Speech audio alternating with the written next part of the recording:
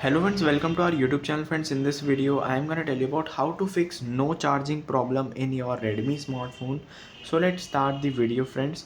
So if you are having any charging problem type issues, so you have to check your adapter first and check your lead. It might sometimes be broken, so you have to check time to time your lead. Also connect with another smartphone and check your another smartphone that is charging with your adapter or not.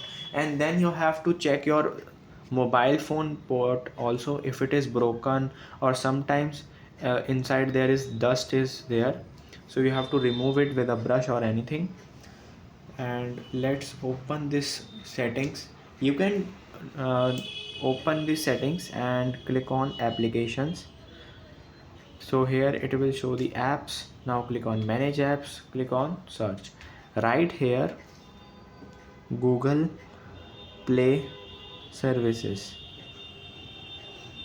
and click on the storage, and you have to clear the cache.